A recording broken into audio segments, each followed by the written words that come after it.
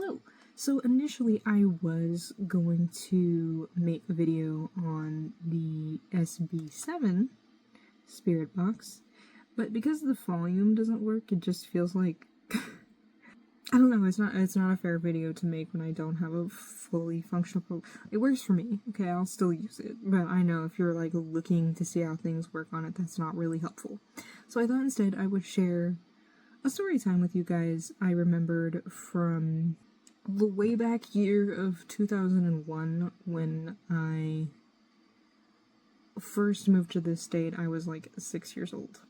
When we moved to this place, I didn't really know what ghosts were. I didn't really believe in ghosts. My dad always taught us that there was no such thing as ghosts, so I did not know what a ghost was until a few years after we had been living at this apartment. One night, me and my younger brother, not Aaron, our other brother, Josh, we were up, it was like we had just been put down for bed, and we were laying there just like talking and giggling and whatever, and Josh had this toy.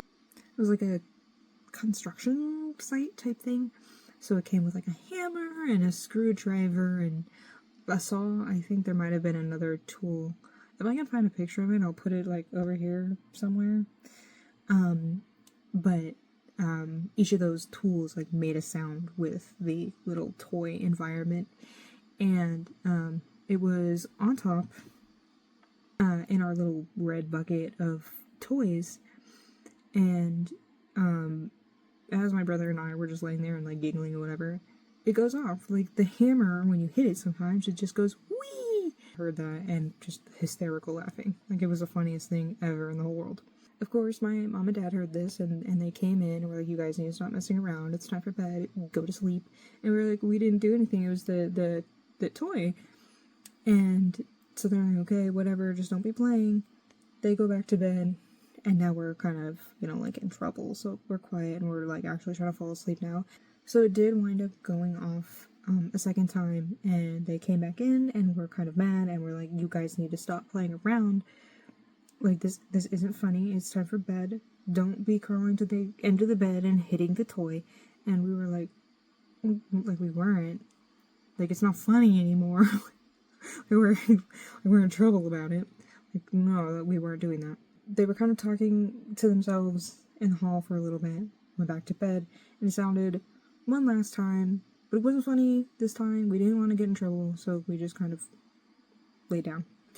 So, like, I want to say, I think it was 12 years later, I was asking my mom if she remembered that, and she's like, oh yeah, I remember that night. It freaked us out. And I was like, well, what do you mean? And she's like, yeah, so it went off a couple times, and the second time we wound up actually taking the batteries out and putting them up on the dresser, and it was still sounding after that.